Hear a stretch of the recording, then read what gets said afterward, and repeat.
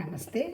మనము భగవద్గీతని ప్రస్తుత పరిస్థితుల్లో ఎలా అప్లై చేసుకోవచ్చు అనేటువంటి విషయం గురించి మనము శ్రవణం చేసుకుంటున్నాము. ఆ తర్వాత దాన్ని మాటిమాటికి గుర్తు చేసుకుంటే అదే మననం అవుతుంది. ఆ తర్వాత మనం ఏం అర్థం చేసుకున్నాము అనేటువంటి విషయాన్ని కనుక మనం ఆచరించగలిగితే అదే నిధిధ్యాస అవుతుంది. అంటే నిధిధ్యాస అంటే ఏంటంటే ఆ స్థితిని మనం ఆలోచిస్తూ ఉంటే అది ధ్యానం అన్నమాట. ఏంటి, మనం ఒకే విషయం కదా, ఉన్నదంతా పరమాత్మతత్వం అనేటువంటి భావాన్ని అర్థం చేసుకుంటూ ఆలోచించుకుంటూ ఆ స్థితిలో ఉండడం కనుక జరిగితే దాన్ని నిధిధ్యాస అంటారు. చివరికి వచ్చేది ఏంటి, ఫలితం వచ్చేంటి, దేనికైనా సరే ఒక ప్రిన్సిపల్, ప్రాక్టీసు, రిజల్ట్ ఉంటుంది. ఫలితం ఏంటి, సాక్షాత్కారం అన్నారు. సాక్షాత్కారం అంటే ఏం లేదు, అంటే సాక్షిలాగా ఉండగలగడం. ఎందుకు సాక్షిలాగా ఉండగలగడం అనేటువంటి విషయం చెప్పారు. ఆ పరమాత్మ తత్వ జ్ఞానం, భగవతత్వ జ్ఞానం, ఆ బ్రాహ్మణ్ వచ్చేంటి నామరూపాలు తుది మొదలు ఏమీ లేకుండా ఉన్నటువంటి ఒక రకమైనటువంటి శక్తి అనమాట. ఆ శక్తి ఏమైంది, ఒక పరమాత్మ ఒక ప్రకృతిలాగా వ్యక్తమయ్యి ఈ పంచభూతాలు, తర్వాత సూర్యుడు, చంద్రుడు, తర్వాత మన జీవాలు, చెట్లు, చేమలు అన్నీ కూడా వ్యక్తమయ్యాయి. ఇదంతా కొంచెం మాయ అంటే ఏంటి, మెజర్ చేసేది అని అర్థం అనమాట. అంతే కదా. ఇప్పుడు 60 సంవత్సరాల నాడు పుట్టిన తర్వాత ఇంకొక 200 సంవత్సరాలు అయితే ఉండే స్థితి ఉండదు కదా. అంటే ఆల్రెడీ మన కంటికి కనపడుతోంది కదా.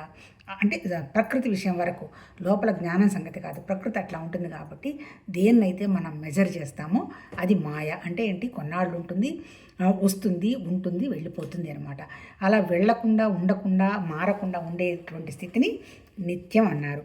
ఆ నిత్యమైనటువంటి స్థితి పరమాత్మ తత్వస్థితి అనేది, అది జ్ఞానం అంటే ఆ విషయాన్ని కనుక మనం చూడడానికి ఏంటి, దానికి నామరూపాలు లేవు కదా, మనం ఎలా చూస్తాము.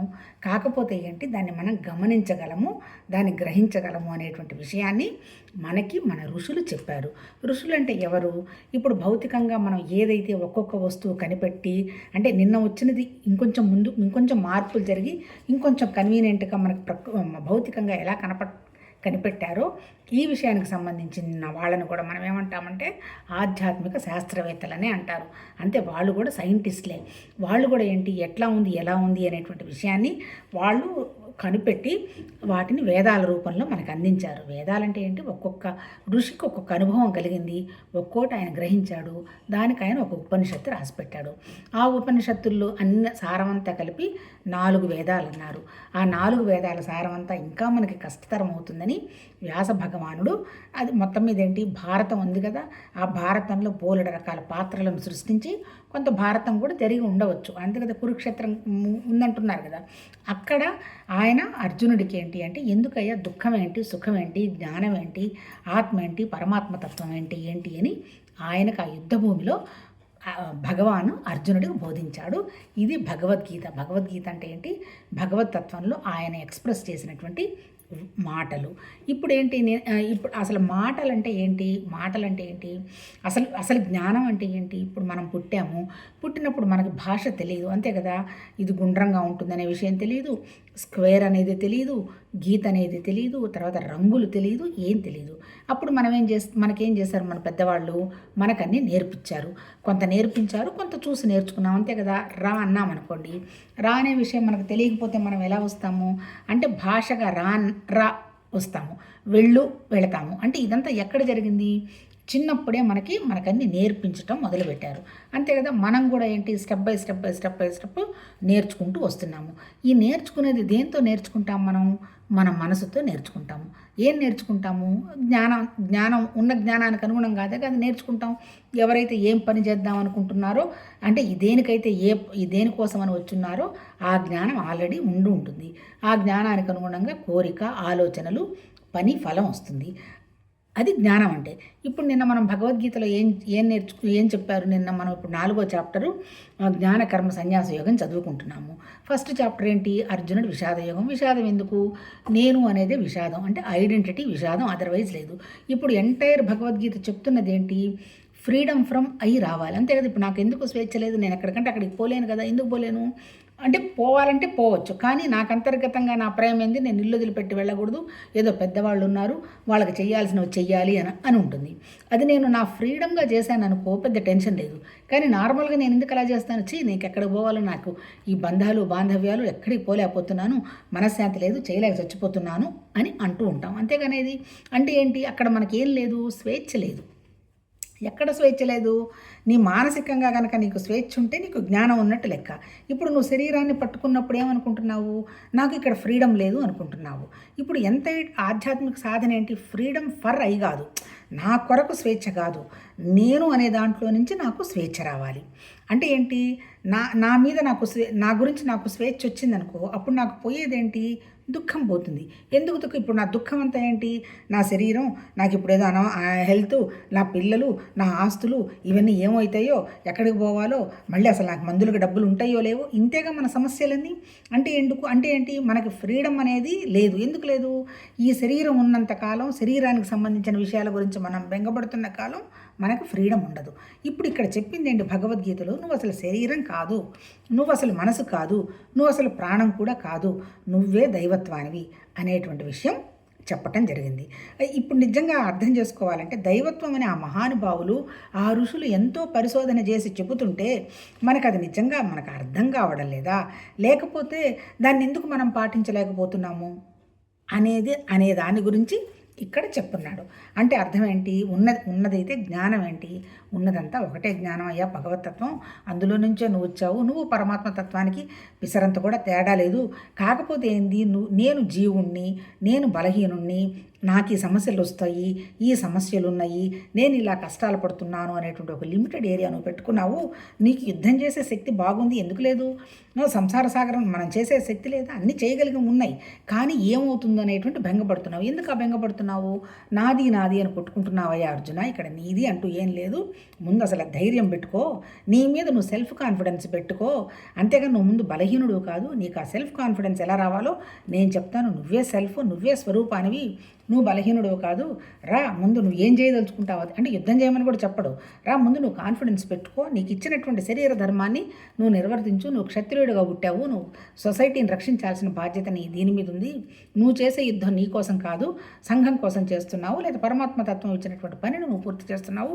రా ధైర్యంగా రా అని చెప్పి మొదలుపెట్టి ఇక్కడ ఆయన జ్ఞానాన్ని, కర్మని, మిగిలినవన్నీ బోధిస్తాడు. అల్టిమేట్ భగవద్గీత మొత్తం చెప్పింది ఇదంతా కూడా మన కథ. ఇది బయట కథ కాదు.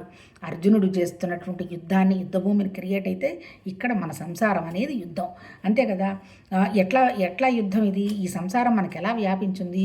1500, 2000 సంవత్సరాల నాడే ఈ కోరికల్లో నుంచి నేను బయటపడలేకపోతున్నాను బాబోయ్ అని మన ఋషులు రాసున్నారు. అంటే అప్పుడు వాళ్ళకి ఏం దొరుకుంటాయి వాళ్ళ కోరికలకి?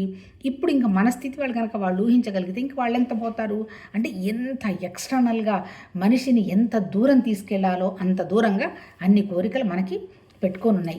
ఇటువంటి పరిస్థితుల్లో మనం కనుక సెల్ఫ్ కాన్ఫిడెన్స్ డెవలప్ చేసుకోకపోతే ఈ సొసైటీలో కానివ్వండి, ఈ చుట్టుపక్కల ఉన్నటువంటి పరిస్థితుల్లో కానీ మనం నిలబడేది కష్టం. అంటే ఏంటి? అక్కడ కొన్ని వేల సంవత్సరాలను అక్కడ యుద్ధభూమి సృష్టిస్తే ఇప్పుడు మనకున్నటువంటి యుద్ధం ఏంటి? మన సంసారం అనేటువంటి యుద్ధం. ఈ యుద్ధంలో బయటపడాలంటే మనకేం కావాలి? మనకి జ్ఞానం కావాలి. ఇక్కడ నిన్నంతా చెప్పింది ఏంటి? అర్జునుడు అడుగుతాడు, మరి జ్ఞానమే కరెక్ట్ అయినప్పుడు మరెందుకు నన్ను ధర్మం ఉంది కదా కర్మ చేయమని చెప్తావు అని అంటాడు. నేను నిన్ను కర్మ చేయమని చెప్పలేదయ్యా. నీకు ఆ జ్ఞానస్థితిని అర్థం చేసుకునేటువంటి స్థితి నీకు రానంత వరకు నువ్వు చేస్తున్న ప్రతిదీ జ్ఞానం దృష్టిగా తీసుకువెళుతూ నువ్వు చేసే కర్మ అయితే చేయాల్సిందే అని చెప్పి కర్మయోగం గురించి చెప్పాడు. ఇప్పుడు మన 4వది ఏంటి? జ్ఞాన కర్మ సన్యాస యోగంలో నిన్న ఏం మాట్లాడుకున్నాము? రకరకాల యజ్ఞాలు ఉన్నాయి. ఎవరి స్థితికి అనుగుణంగా వాళ్ళకి యజ్ఞాలు జరుగుతూ ఉంటాయి. యజ్ఞం అనేది కూడా కర్మేను. కర్మ వల్ల నీకేం వస్తుంది?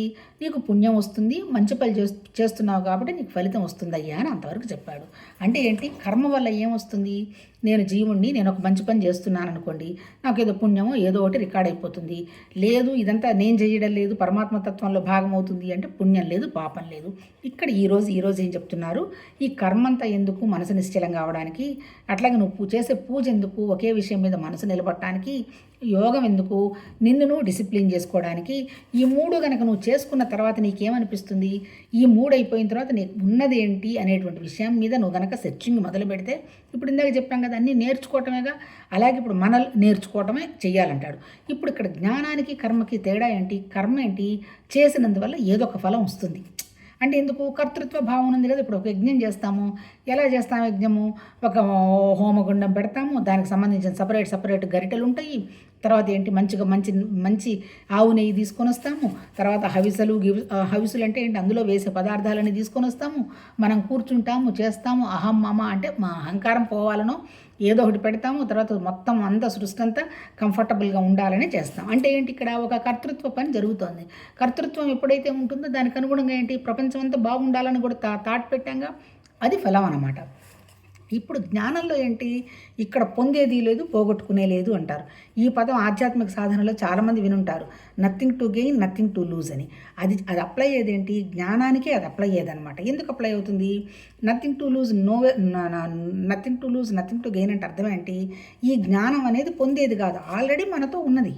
అంతే కదా భగవతత్వం వాళ్ళు చెప్పింది. ఆ జ్ఞానతత్వం, పరమాత్మతత్వం మనలో ఉండబట్టే మనలో ప్రాణం ఉంది, ఆ ప్రాణం ఉండబట్టే మనసు ఉంది, మనసు ఉండబట్టే శరీరం ఉంది, శరీరం ద్వారా జరగాల్సిన పనులన్నీ జరిగిపోతున్నాయి. అంటే ఏంటి, ఆల్రెడీ జ్ఞానం ఉంది. అందుకని ఇక్కడ మనం చేసేటువంటి ఈ జ్ఞాన యజ్ఞంలో ఇందులో పొందేది పోగొట్టుకునేది లేదు. అందుకని ఇక్కడ ఏం చెప్తున్నాడు, కర్మయజ్ఞాల కంటే కూడా, ద్రవ్య యజ్ఞాల కంటే కూడా అల్టిమేట్ ఏంటంటే ఈ యజ్ఞం అర్జున, ఇది నీకు నేను బోధిస్తున్నాను విను అని చెప్తారు. అంటే ఏంటి, ఇప్పుడు మనం అసలు జ్ఞానం అంటే ఏంటి, జ్ఞాన యజ్ఞం అంటే ఏంటి అనేది ఈ 33లో ప్రాసెస్లో చెప్పాడు. పరంతప ద్రవ్యయజ్ఞము కంటేను జ్ఞానయజ్ఞం మిక్కిలి శ్రేష్టమైనది. కర్మలన్నీ జ్ఞానమునందే పరిసమాప్తమగును.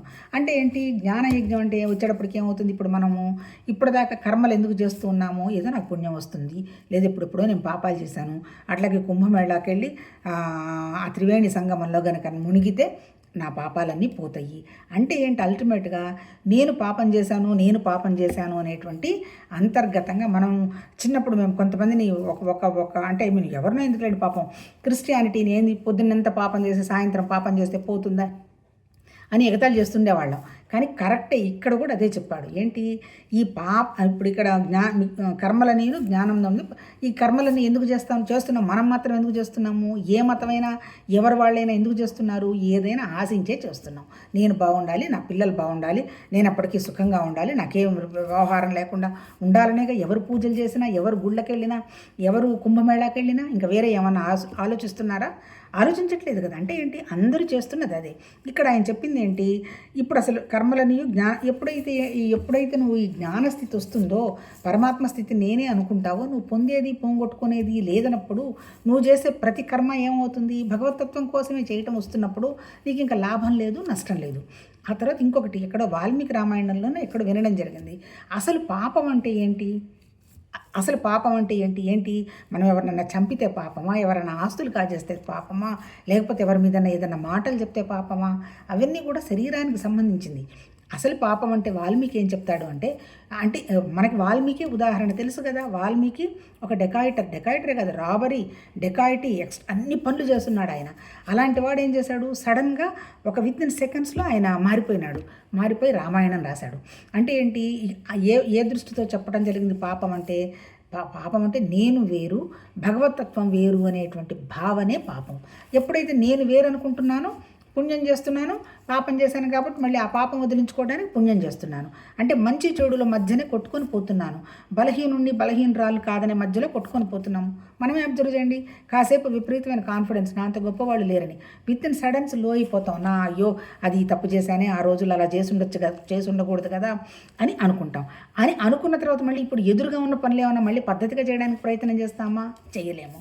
కాకపోతే దీనికి మన వాళ్ళు ఏం చెప్తారు, ఇక్కడ చెప్పలేదు కానీ అన్నిటికీ మూలం ఏంటంటే మన సంస్కారాలు అంటారు. జీవత్వం ఎంతసేపటికి నేను జీవుణ్ణి అనుకొని నేను అది చేశాను ఇది చేశాను అనేటువంటి పాయింట్లో పాపం పుణ్యం అనేటువంటి విషయాలు కొట్టుకున్నంతకాలం ఈ సంసార వృక్షంలో ఈ పాపం పుణ్యం అనేటువంటి విషయాల్లో తిరగాల్సిందే. అల్టిమేట్ ఏంటి, ఇవన్నీ చేసిన తర్వాత అన్నీ అంటే ఏంటి, పూజలు, తర్వాత తీర్థయాత్రలు, తర్వాత ఉపవాసాలు, తర్వాత దానాలు, అన్ని యజ్ఞాలు, యాగాలు అన్నీ చేసిన తర్వాత అల్టిమేట్ ఏంటి, ఇవన్నీ కూడా నా మనసు మంచిగా ఉండడానికి అనే విషయం చేసున్నాను. నాకు ఒకే విషయం మీద మనసు పెట్టడానికి చేశాను. ఏంటి ఒకే విషయము అంటే అది జ్ఞానం. ఆ జ్ఞానం ఉండడం వల్లే మనం ఉన్నాం అనేటువంటి విషయం, అదే భగవతత్వము. అందుకని అది పోవాలి అంటే ఏంటి, నా ఐడెంటిటీ పోగొట్టుకోవటం. ఎప్పుడైతే ఐడెంటిటీ పోతుందో దుఃఖము లేదు, ఏమీ లేదు, అదే మోక్షం. మన వాళ్ళు మోక్షం కావాలి, నాకు మోక్షం కావాలి అంటారు. మోక్షం అంటే ఏంటి, దుఃఖం లేని స్థితి మోక్షం, నేను అనేటువంటి భావం అనేటువంటి ఆలోచన లేని స్థితి లిబరేషను. అంటే అన్ని మళ్ళీ భావాలే. మీరు అర్థం చేయండి, జ్ఞానం ఉంది, ఇది వంకాయ, ఇది బీరకాయ, ఇది క్యారెట్ అని ఎలా తెలుస్తుంది? మన లోపల ఉన్నటువంటి జ్ఞానమే, మన లోపల ఉన్నటువంటి ఐడియాసే, మన లోపల ఉన్నటువంటి భావాలే. ఆ భావం లోపల ఉంది, బయట వస్తువు ఉంది, అంతే. అందుకని ఈ వస్తువు ఈ భావము రెండు కూడా భగవతత్వంలో భావాలేను. ఇది నా అనేది లేదు అని కనుక గనక డైల్యూట్ చేసుకోగలిగాము అంటే ఉండేదంతా సుఖమే. అంటే ఏంటి? మనిషి కష్టానికి, బాధలకి, దుఃఖాలకి కారణం ఏంటి? మనకి అజ్ఞానం. అజ్ఞానం అంటే మళ్ళీ పూర్తి జ్ఞానం అని కాదు. ఎక్స్టర్నల్గా మనకి డబ్బుల గురించి, వాటి గురించి మనకి విపరీతమైన జ్ఞానం ఉంది కదా, ఆ జ్ఞానం కాదు. నేనెక్కడి నుంచి వచ్చాను, పరమాత్మ తత్వం ఏంటి, ఈ జీవుడు ఏంటి, ఈ జగత్ ఏంటి, ఈ ఈశ్వరుడు అనేటువంటి విషయం గురించి మనకి పూర్తి అవగాహన లేకపోవడం అజ్ఞానం. ఇప్పుడు ఏముంటుంది? ఇప్పుడు ఎప్పుడైతే మనకి జ్ఞానం వస్తుందో ఆ అజ్ఞానం పోతుంది. ఎలా వస్తుంది జ్ఞానం? దానికి ఏమైనా తెగ కష్టపడాలా? ఇప్పుడు వాల్మీకి ఎలా వచ్చింది అంటే ఏంటి? నీకు అజ్ఞానం, ఇప్పుడు రూమ్లోకి వెళ్ళి లైట్ వేసావు అంటే వెలుతురు రావడంతో చీకటి వెళ్ళిపోతుంది. అంటే ఏంటి? మనం ఆ విషయాన్ని చెప్పడం ఏంటి? అది నీ దగ్గరే ఉన్నదయ్యా అనేటువంటి విషయాన్ని నువ్వు గుర్తిస్తే, నువ్వు గ్రహిస్తే, నువ్వు గమనిస్తే నీకు ఒక స్థితి వచ్చేస్తుంది. ఎప్పుడైతే నేనే అంతా భగవతత్వమే అనుకొని నువ్వు పనులు చేస్తున్నప్పుడు అప్పుడు మళ్ళీ నువ్వు ఇంకా కిందకి రావటం అనేది ఉండదు. అంటే ఏంటి? కింద బెంగలు, దుఃఖాలు పోతాయి. ఎందుకు? అసలు సత్యం అనేటువంటి విషయం నీకు కొద్దో గొప్ప అవగాహనకు వచ్చింది కదా. జ్ఞానం అంటే అది. అంతే తప్ప దేవుడు అలా ఉన్నాడు, ఇలా ఉన్నాడని ఎక్కడ ఏ ఋషి చెప్పలే. కాకపోతే ఏంటంటే వాళ్ళ భావానికి అనుగుణంగా వాళ్ళు ఆ విషయాన్ని నమ్మారు, వాళ్ళ భావానికి అనుగుణంగా అది కనపడింది. అంటే ఏంటి? అందుకని ఇన్ని మెథడ్స్ ఉన్నాయి. ఇప్పుడు చాలామంది ఉంటారు, ఒకటే దేవుడు అయినప్పుడు ఇన్నెందుకయ్యా భారతదేశంలో చేస్తారు, ఈ విగ్రహాన్ని రాధన ఎందుకు అంటుంటారు. ఎవరి స్థితికి అనుగుణంగా, ఎవరి లోపల ఉన్నటువంటి విషయానికి అనుగుణంగా వాళ్ళు ఒక విషయాన్ని నమ్ముతారు, దానికి అనుగుణంగా చేసుకుంటూ పోతారు. కొన్నాళ్ళు చేసిన తర్వాత వాళ్ళకి సత్యం ఏంటో అసత్యం ఏంటో, ఓహో ఇది కదా అనేటువంటి విషయం అవగాహన వస్తుంది. ఎప్పుడు వస్తుంది? ఆ అజ్ఞానం అనేటువంటి విషయాన్ని తొలగించిన తర్వాత వస్తుంది. అంటే ఏంటి? జ్ఞానంతో కర్మ పరిపక్వం అయిపోతుంది అని చెప్పాడనమాట. అంటే ఏంటి? నీకు అల్టిమేట్గా నీకు ఆ జ్ఞానం వచ్చినప్పుడు ఏమవుతుంది? కోరికలు తగ్గుతాయి. కోరికలు తగ్గినప్పుడు నేను అటుపోదాము, ఎక్కడికో పోతే ఎవరో ఏదో ఇస్తారు, వాళ్ళ ఎత్తి మీద చేయి పెడితే వస్తుంది, తిరుపతికి పోతే ఏదో వస్తుంది అనేటువంటి భావాలన్నీ తగ్గిపోతాయి. అప్పుడేంటి? మన పరమాత్మ తత్వం ఒక పనికి ఏదో పెట్టుకుంది కదా, మనకిచ్చిన పని ఏదన్నా ఉంటే మన ద్వారా జరుగుతుందిలే, ఇది కూడా భగవతత్వ పనే కదా అని కనుక అనుకున్నప్పుడు ఏమవుతుందంటే మనసుకి ఒక రకమైనటువంటి శాంతి, సంతోషం అంటే ఏం లేదు, కంటెంట్మెంట్, తృప్తి, ఇంకా చాలు, భౌతికంగా ఏం చేసినా ఏమున్నా ఇంతకంటే లేదు అనేటువంటి ఒక భావం వస్తుంది. దానికి అది రావాలంటే ఏం కావాలి? ఈ కర్మలు గిర్మలు అవన్నీ నిర్వర్తించిన తర్వాత జ్ఞానస్థితికి రావాలి. అంటే మనం ఈ భూమి మీద ఏం పని చేస్తున్నా మన పరమాత్మ తత్వం పని మన ద్వారా జరుగుతుందా, లేదా నాకు కావాలి అనేటువంటి ఆశతోటి జరుగుతుందా అనేటువంటి విషయాన్ని గ్రహించాలి. అంటే మళ్ళీ ఇక్కడేంది? జీవుడు మనలోనే ఉన్నాడు. జీవుడు లక్షణాలు ఏంటి? ఏంటవి? అవి అష్ట ప్రవృత్తులు అనేది ఏంటది? కామం, క్రోధం, లోభం, మోహం, మదం, ఆశ్చర్యం జీవుడివి. పరమాత్మ తత్వ లక్షణాలు ఏంటి? భగవతత్వ లక్షణాలు ప్రేమ, స్నేహం, ముదిత, క్షమ, జాలి, కరుణ, అవన్నీ పరమాత్మ తత్వ లక్షణాలు. అవి ఎక్కడున్నాయి? అవి నా దగ్గర ఏమున్నాయి లోపల, ఇవి నా దగ్గర లోపల. ఈ కామ, క్రోధ, లోభమో, మోహ, మదమాశ్చర్యాల వల్ల ఏంటి? తాత్కాలికంగా ఆనందం వస్తుంది, కానీ ఆ ఆనందం, ఆ సంతోషం, ఆ హ్యాపీనెస్ పర్మనెంట్గా ఉండదు.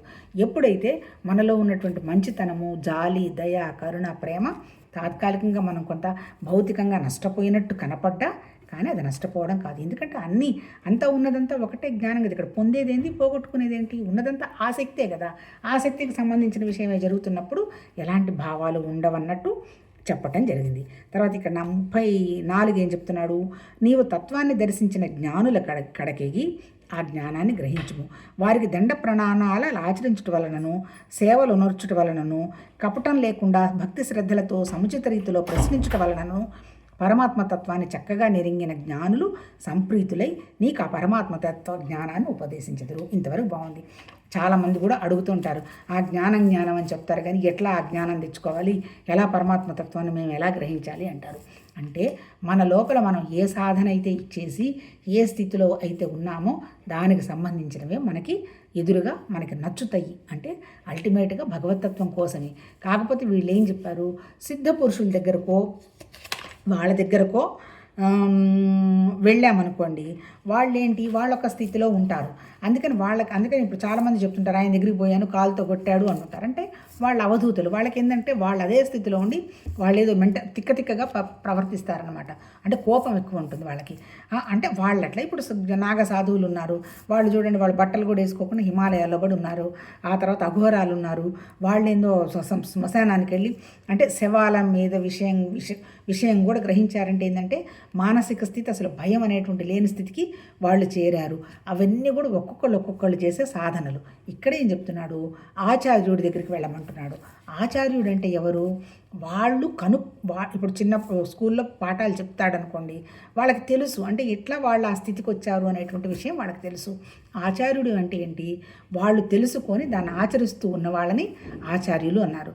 ఆచార్యులు ఏంటి? వాళ్ళకి అంటే ఎక్కడ ప్రాబ్లమ్స్ ఉన్నాయి అనేది తెలుసు కాబట్టి అర్థం చేసుకొని నిన్ను కరెక్ట్ చేస్తాడు. అదే సిద్ధ పురుషుల దగ్గరికి వెళ్తే వాళ్ళని మనం అర్థం చేసుకోవాలి, అంతే కదా. వాళ్ళకి ఎప్పుడు కోపం వస్తుందో తెలియదు, ఎప్పుడు కోపం రాదో తెలియదు. వాళ్ళకి ఎప్పుడు మూడు వచ్చినప్పుడు 2 ముక్కలు చెప్తారు, లేకపోతే తిడతారు. అందుకని అలాంటి వాళ్ళని కాదు, ఎవరైతే సాధనలో వాళ్ళని వాళ్ళు కనుక్కున్నారో, వాళ్ళని వాళ్ళు గ్రహించారో వాళ్ళైతే మనకు ప్రశాంతంగా వాళ్ళకి బోధిస్తారు. కాబట్టి ఆచార్యుల దగ్గరికి వెళ్ళి మీరు నేర్చుకోండి. మీ స్థితికి అనుగుణంగా మీకు ఏది చేయదలుచుకుని. కొంతమంది అందరూ ధ్యానం చేయాలనే ఇష్టం ఏముండదు. అందరూ ధ్యానం కూడా ఒక మార్గం పరమాత్మ తత్వానికి. అది యోగం అన్నమాట. ఏమొస్తుంది దానివల్ల? కొద్ది గొప్ప డిసిప్లిన్ వస్తుంది. యమ నియమ ఆసన ప్రాణాయామం, ప్రత్యాహారం, ధారణ, ధ్యాన, సమాధి. అల్టిమేట్ ఏంటి? యమ. ప్రపంచం అనేది నీకు ఎప్పుడు సమస్య కాదు, నువ్వు ప్రపంచానికి సమస్య కాదు. ఎప్పుడు వస్తావు నీకు ఆ స్థితికి? నీకు కొంచెం లిబరాలిటీ వచ్చి, కొంచెం కోరికలు తగ్గి, పోనీలే పాపం మన చేతిలో ఉన్నది వాళ్ళకి ఇస్తే మాత్రం ఏమైందిలే అని ఇస్తూ, అవతల వాళ్ళ దగ్గర నుంచి ఎవరి దగ్గర నుంచి ఆశించకుండా మన పని మనం చేసుకుంటూ పక్కోళ్ళని బాధ పెట్టకుండా గనక ఉన్నప్పుడు దాన్ని యమ అంటారు. దానికి 5 పద్ధతులు చెప్పారు. అది పతంజలి యోగ సూత్రంలో. సింపుల్గా చెప్పుకుందాం. నియమాలంటే ఏంది? మనం డిసిప్లిన్ చేసుకోవాలి. ఈరోజు ఇది తినకూడదు, ఇది ఆరోగ్యానికి మంచిది కాదు, వద్దు, ఎక్కువ తినవాకు, కొంచెం తిని ట్రై చేయి, తర్వాత నీకు తెలియకుండానే నువ్వు మానేస్తావు. అంటే మన మీద మనం డిసిప్లిన్ పెట్టుకోవాలి. నియమాలు. తపస్సు అంటే అదే, అంతే తప్ప హిమాలయాలకు వెళ్ళి ఒంటి కాళ్ళ మీద నిలబడటం, మంచు మీద కూర్చోవటం తపస్సు కాదు. మన మనస్సుని మనం జయించడం తపస్సు. అలా చేయాలంటే ఏంటి?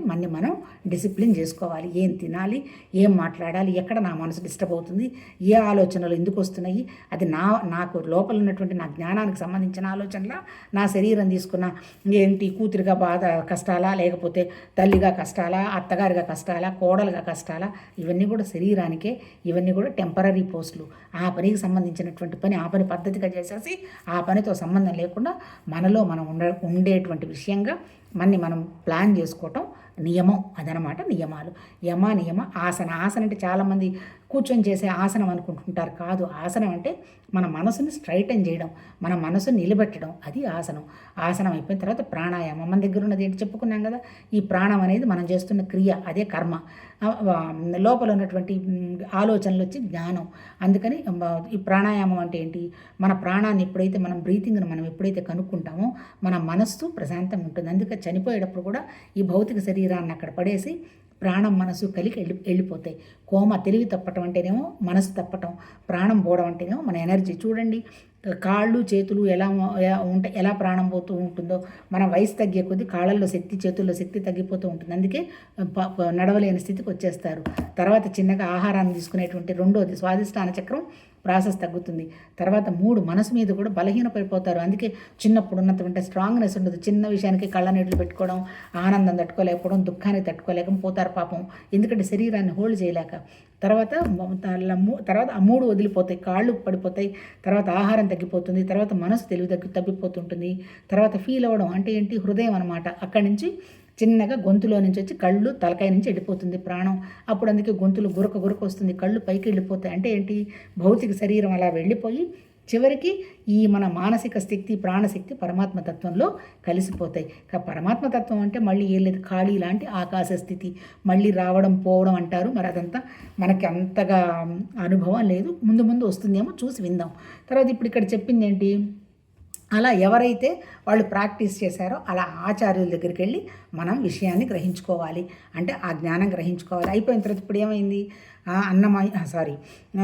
యమ నియమ ఆసన ప్రాణాయామ ప్రత్యాహార ఎంతసేపు ప్రాణాయామం అయిపోయి మన మనసు కొంచెం నిలబడి ఆలోచనలు వరవడి తగ్గిన తర్వాత ప్రత్యాహారం అంటే ఏంటంటే పై విషయాలన్నీ చూడడం మానేసి చిన్నగా లోపల మన్ని పరిశీలించుకోవటం మొదలు పెడతాం. ఎందుకు నాకు బాధ వస్తుంది, ఈ మాట నేను అన్నాను కదా, నేను అనబట్టే కదా వాళ్ళు అన్నారు, నేను అనకుండా ఉండాలి కదా. అప్పుడు నిన్ను నువ్వు చిన్నగా చేసుకుంటూ వస్తావు. ప్రత్యాహారం, యమ నియమ ఆసన ప్రాణాయామ ప్రత్యాహారం తర్వాత అప్పుడు ధారణ.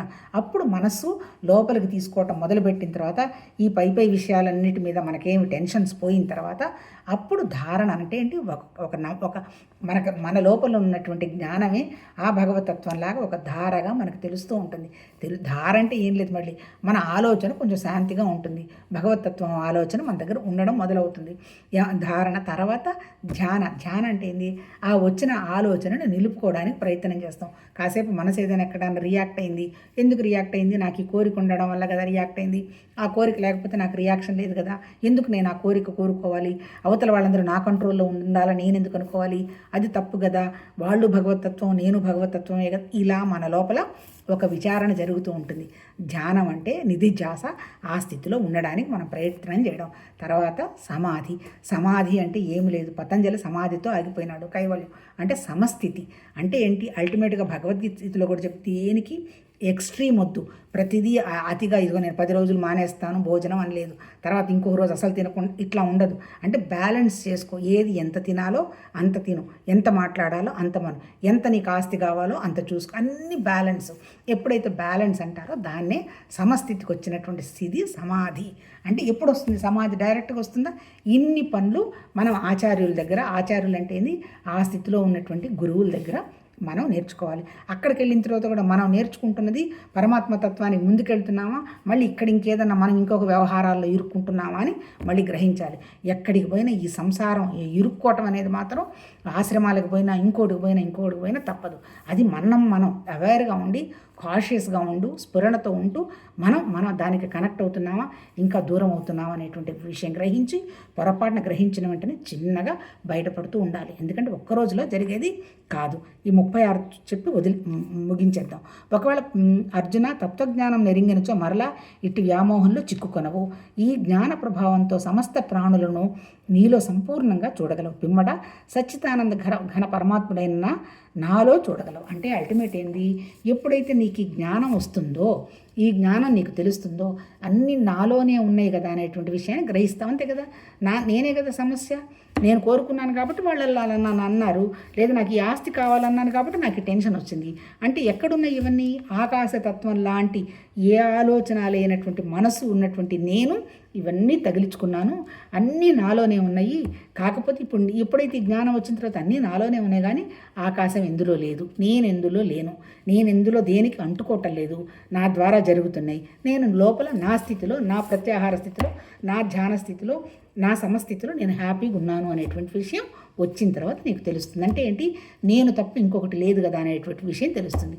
నేను తెలిసినప్పుడు నాకు పరమాత్మతత్వం కూడా తెలిసినట్టేగా, అప్పుడేగా తెలుసుకుంటావు. నిన్ను నువ్వే తెలుసుకొని వాడివి వేరే ఏం తెలుసుకుంటావు, వేరే వాళ్ళని ఏం ఉద్ధరిస్తావు.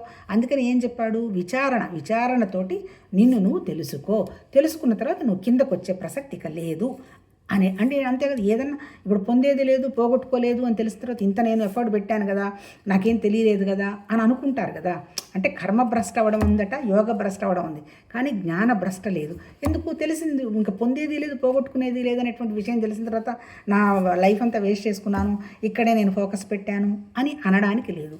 మన ఎవరో చెప్తున్నారు, వీళ్ళందరినీ బాగు చేద్దామని ఇంత పోయి అంతా చేసుకున్నానండి, నేను సర్వనాశనం అయిపోయినాను, వాళ్ళు అసలు బాగుపడలేదు, నా టైం అంతా వేస్ట్ అయింది అంటున్నారు. అంటే ఏంటి, సోషల్ వర్క్ అది. సోషల్ వర్క్లో ఎవరిని బాగుపరచలేరు, ఎవరికి వాళ్ళు కావాలంటేనే బాగుపరుస్తారు. ఇంకా ఒక స్వామీజీ అయితే చాలా తమాషగా అంటాడు, ఈ సోషల్ వర్కర్స్ అందరూ కూడా వాళ్ళ సంసారాన్ని పద్ధతిగా ఉంచుకోకుండా సమాజం మీద పగ తీర్చుకోవడానికి వాళ్ళ మీద వాళ్ళని బాగు చేద్దామని పోతారు. అంతే తప్ప మనం ఉద్ధరించుకోవటం అనేది ముఖ్యమైన విషయము అని చెప్పటం జరిగింది. ఎప్పుడైతే ఆ జ్ఞానస్థితికి నువ్వు వస్తావో అప్పుడు నువ్వు ఇంకా కింద పడడం అనే పరిస్థితి ఉండవు, దాంట్లో ఉంటావు అని చెప్తూ ఇంకొకటి 36 ఒకవేళ పాపాత్ములందరికంటే నువ్వు మహాపాపి అయినచో జ్ఞానను ఒక సహాయంతో పాప సముద్రంలో నిస్సందేహంగా పూర్తిగా బయటపడగలవు. అంటే ఇక్కడ ఇప్పుడు ఇందాక చెప్పుకున్నట్టు వాల్మీకి చెప్పినట్టు పాపం పుణ్యం అంటూ ఏం లేదు, నువ్వే భగవతత్వం అనేటువంటి భావంలో నువ్వు నిలబడిపోయినావంటే ఇదంతా కూడా శరీరం జీవత్వమే కదా, అది ఇదంతా నాకేం సంబంధం లేదు కదా అనేటువంటి స్థితికి వస్తావు. మనం మహారుషులకి ఎంత కృతజ్ఞత చెప్పుకుంటే అయిపోతుంది. వాళ్ళు ఎందుకు ఇంతసేపు ఇవన్నీ రాసింది? నువ్వు దేనికి బలహీనుడవని కాన్ఫిడెన్స్ లేకుండా ఉండవాకు. ఎందుకు ఎప్పుడైనా సరే నేను ఏదో పాపం చేశాననే ఫీలింగ్ వచ్చి, ఇప్పుడు సపోజ్ ఎందుకు చిన్న చిన్నవి వాళ్ళు డబ్బులు పెట్టుకుంటారు, వాళ్ళు తాక్కుంటారు, అది వాళ్ళ ఇష్టం, దానికి ఏముంది, అమ్మా ఇంక పొరపాటు అయిందమ్మా, నేను ఇంకెప్పుడమ్మా తాగనమ్మా అంటారు. అంటే ఏంటి, ఎంత సెల్ఫ్ కాన్ఫిడెన్స్ పోగొట్టుకున్నారు. అంటే ఏంది, సెల్ఫ్ కాన్ఫిడెన్స్ పోగొట్టుకునే పని ఏది చేయకుండా ఉండడమే జ్ఞానం అనమాట. అందుకని ఇప్పుడు ఇక్కడ ఏం చెప్తున్నాడు, ఎప్పుడు పోగొట్టుకోకుండా ఉంటావు నువ్వు, నీకు ఎప్పుడైతే జ్ఞానం వస్తుందో అప్పుడు నీ కాన్ఫిడెన్స్ నువ్వు పోగొట్టుకోవు. అందుకని ఏంటి, ఎటువంటి పరిస్థితుల్లోనైనా ఎన్ని పిచ్చి పనులు మనం చేస్తున్నా జ్ఞానస్థితికి వచ్చావంటే ఆ కర్మ అనేది శుభ్రంగా నీళ్లతో కడిగినంత మురికిపోయినట్టుగా శుభ్రంగా పోతుంది. నువ్వు ఆ జ్ఞానస్థితిలోనే నువ్వు ఉండగలగడం జరుగుతుంది. అందుకని జ్ఞానం పెంచుకో, మిగిలిన విషయాలని వదిలేయనేటువంటి విషయంగా చెప్పటం జరిగింది. రేపేం చెప్తాడో చూద్దాం. ఇంకా టైం 5 నిమిషాలు ఎక్కువ అయిపోయినట్టు. నమస్తే.